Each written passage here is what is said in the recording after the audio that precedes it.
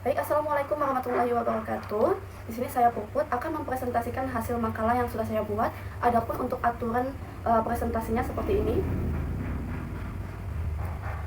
Baik, untuk makalah yang saya buat itu berjudul tentang remediasi berbasis scaffolding, tahapan teori belajar Van Hill dengan pendekatan representasi multiple untuk mengatasi kesalahan representasi matematis siswa dalam menyelesaikan soal TKA di tingkat SMP. Adapun kata kuncinya di sini ada yang pertama remediasi, yang kedua itu scaffolding, yang ketiga itu tahapan teori belajar dari Van Hill, yang keempat itu pendekatan representasi multiple. 5 adalah TKA, tes kemampuan akademik. Adapun untuk latar belakangnya di sini, untuk latar belakang, geometri itu merupakan materi yang sangat krusial, apalagi di soal hot seperti TKA. Nah, di sini siswa bukan hanya untuk menghafal rumus saja, tetapi di sini mereka akan memahami maksud dari gambar tersebut ataupun simbol di dalam soal tersebut, dan bahkan penalaran kritisnya di sini jalan. Nah, mengapa demikian? Karena disinilah kenapa kemampuan matematis siswa, kemampuan representasi siswa itu sangat penting dalam menyelesaikan soal-soal seperti TKA. Namun kenyataannya, kemampuan matematika siswa ini sangatlah rendah. Hal ini dapat dilihat dari data hasil Pusat Asesmen Pendidikan dan juga visa TIMSS yang menyatakan bahwa kemampuan matematika itu sangatlah rendah, di mana kesulitan siswa dalam menyelesaikan soal geometri ini. Nah, namun ternyata bukan hanya di Indonesia saja nih, tapi di negara-negara lain juga siswanya mengalami kesulitan dalam menyelesaikan soal geometri. Salah satunya adalah Amerika Serikat. Nah, berdasarkan hasil prariset dan wawancara yang telah dilakukan, bahwa siswa sudah bisa membaca secara visual saja, namun mereka tidak dapat mengubah soal tersebut ke dalam gambar ataupun simbol, rumus dan model matematika, sehingga disinilah mereka tidak mampu menyelesaikan soal geometri pada matematika. Nah, dari penelitian-penelitian terdahulu juga menyatakan bahwa kenapa siswa seperti itu ada faktornya. Salah satunya adalah karena guru terbiasa menjelaskan ataupun menyampaikan matematika geometri itu hanya rumus saja secara prosedural, tidak menjelaskan secara mendalam sifat ataupun bagian-bagian unsur dari geometri tersebut. Sehingga disinilah guru malah tidak kurang memperhatikan tingkat berpikir siswa dalam menyampaikan pembelajaran di kelas. Nah, maka dari itu perlunya guru untuk menyampaikan ataupun mengetahui tingkat berpikir geometri siswa yang disesuaikan dengan teori Van Hill, sehingga di sini mereka siswa yang diajar itu dapat terbiasa ataupun dapat menerima materi yang disesuaikan dengan tingkat berpikir mereka. Maka dari itu dalam meningkatkan teori Van Hill, tingkat berpikir Van Hill ini, di sini kan ada 5 levelnya. Nah, di setiap level itu nanti akan disampaikan secara bertahap, sehingga nanti kemampuan pemahaman konsep mereka akan jalan dengan baik. Nah, untuk meningkatkan level berpikir siswa tersebut, diperlukannya tahapan pembelajaran yang sistematis sesuai dengan tahapan teori belajar dari Van Hill juga. Di sini ada 5 tahapan yang didasarkan dari teori Van Hill. Nah, untuk meningkatkan kemampuan representasinya, maka di sini dalam penelitian ini menggunakan pendekatan representasi matematis siswa, menggunakan pendekatan representasi multiple, di mana di sini diharapkan dapat meningkatkan kemampuan representasi mereka, sebab di sini akan guru menjelaskan soal-soal geometri itu dengan berbagai bentuk, baik itu visual, simbolik maupun visual, simbolik ataupun melalui verbal.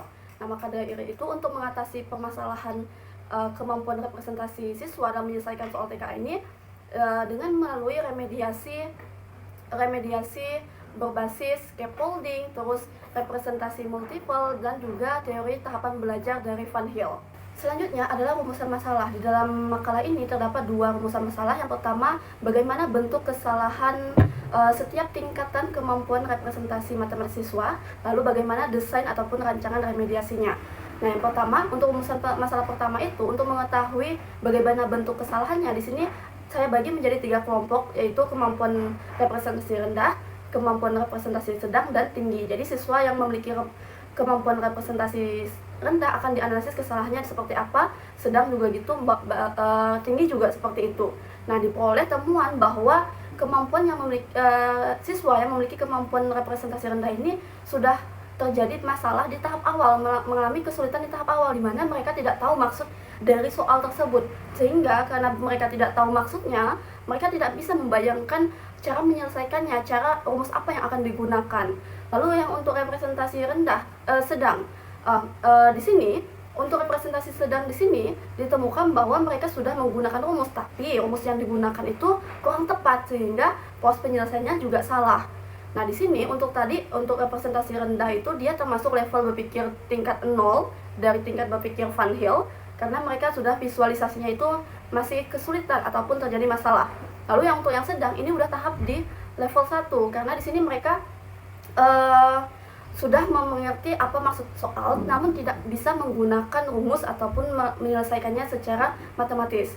Nah, untuk representasi sedang tinggi, di sini mereka sudah menyelesaikan soal dengan cara menggambar ulang, terus menyelesaikan soal dengan rumus yang sistematis dan sesuai. Namun di sini kesalahan mereka hanya kesalahan dalam perhitungan saja. Adapun untuk rumusan masalah yang kedua, di sini kan merancang desain dengan berbasis scaffolding pada tahapan pembelajaran menurut teori Van Hill dengan pendekatan representasi multiple. Nah, di sini untuk rancangannya terdiri dari 5 tahapan sesuai dengan tahapan belajar dari teori Van Hill, dan juga untuk representasi multiple-nya di sini guru membuat satu soal ke dalam bentuk representasi, baik itu representasi verbal, simbolik maupun visual. Jadi 3 representasi disampaikan dalam proses pembelajarannya.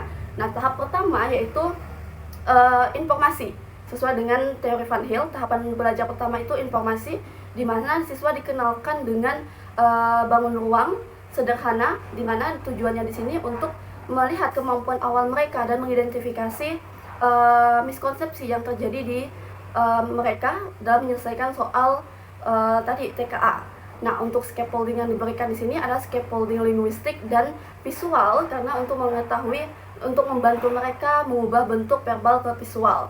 Adapun untuk tahap kedua yaitu orientasi terarah, dan di sini siswa diminta menganalisis sifat-sifat dari bangun ruang, lalu secara dengan aktivitasnya itu seperti mengukur ataupun menggambar ulang. Adapun scaffolding yang diberikan itu secara bertahap.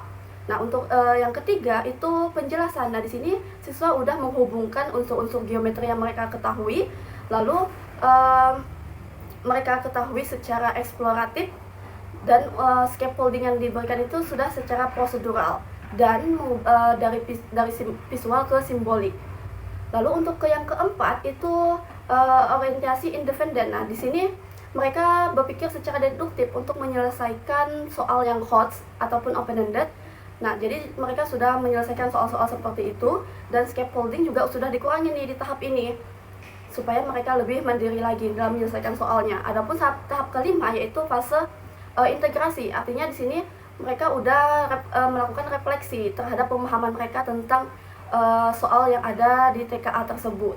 Dan juga scaffoldingnya sudah dilepas di sini sebab tujuannya untuk supaya mereka berpikir lebih mandiri dan lebih logis lagi. Jadi itu merupakan rancangan remediasi saya, dan nanti ketika diterapkan di kelas nanti bakal ada pretest dan posttest, dan dilakukan pretest dan posttest. Sebelum melakukan posttest akan dilakukan remediasi dulu, nanti setelah itu dilakukan posttest lagi. Nah, nanti hasilnya akan dianalisis secara untuk melihat tingkat kemampuan representasinya apakah ada perubahan atau tidak menggunakan effect size ataupun menggunakan endgain untuk melihat peningkatannya setelah dilakukan remediasi. Dan untuk tadi rumusan masalah pertama tadi menggunakan analisis deskriptif saja, dianalisis dari hasil pretest tadi, dianalisis kesalahannya seperti apa setiap tingkatan kemampuan representasi sedang, tinggi maupun rendah. Mungkin itu saja yang dapat saya sampaikan. Mohon maaf kalau ada kesalahan. Sekian, terima kasih.